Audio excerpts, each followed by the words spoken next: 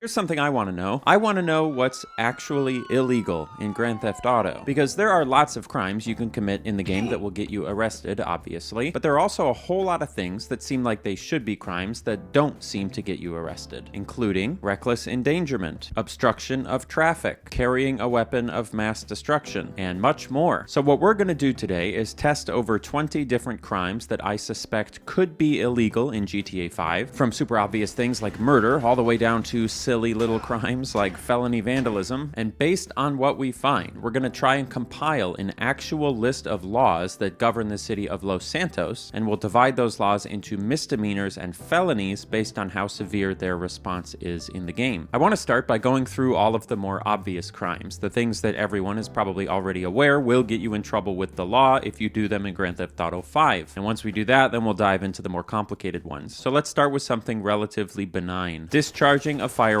in a public place. This is a crime that's pretty simple. You take a gun and you shoot it in a public place for no good reason. Sort of like somebody did to this street sign back here. Now, in real life, this crime is punishable by up to a $1,000 fine and up to 2 years in prison for most offenses. Let's take a look at what happens if you do it in GTA 5. Oh, okay. So yes, if the cops know about it, it's very illegal. Officer, you can arrest me. Oh.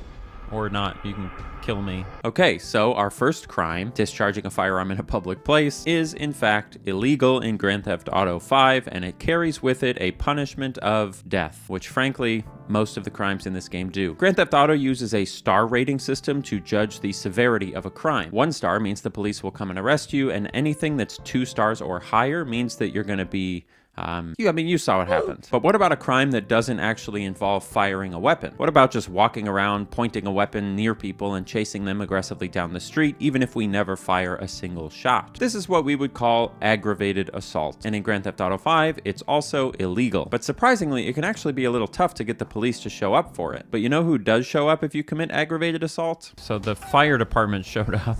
I guess just for a little community policing, which is super reasonable. Hey, quit it. Stop. After a few more tries, someone eventually did call the police. I got a 1-star rating and they arrested me without issue, which yes, does mean that shooting a gun randomly at nobody carries a worse punishment than actually shooting it near somebody. That being said, if you do aggravated assault while a police officer is already near you, you will get an immediate 2-star police rating followed by death. This brings up a pretty interesting thing when it comes to how GTA 5 handles police responses to player behaviors, because, I guess similar to real life in some ways, if you commit a flagrant violation of the law right in front of a cop, you're probably going to get immediately arrested or attacked. But if you do it in the middle of nowhere, where even if somebody does call the police, the response will likely be much less aggressive and take more time, you can kind of get away with it. Check this out. You can literally just deck someone in the middle of the day in GTA 5, which of course would qualify as the crime of simple battery. And as long as there's no cops immediately nearby, it's pretty likely that nothing's going to happen to you as long as you stop doing it. But if you punch someone in front of a cop, instant stars. This does complicate things for us a little bit, but in order to get around it and ensure that we're getting a proper understanding of what is truly illegal here, I decided that going forward, I would just commit every crime I could in view of a police officer. And the easiest way to do that would just be to go to the wealthiest commercial district, find the local police station, and just do all of our crimes right across the street. Now, some of the crimes we're going to look at need to be done in specific locations, like obstructing the traffic on the highway. So in those cases, we'll generally just use the in-game 911 feature to call the police on ourselves while committing the crimes, which, funnily enough, you never get in trouble for, which means that abusing the 911 system is not a crime in Grand Theft Auto 5. Anyway, there are some obvious crimes here that we can get on our list, so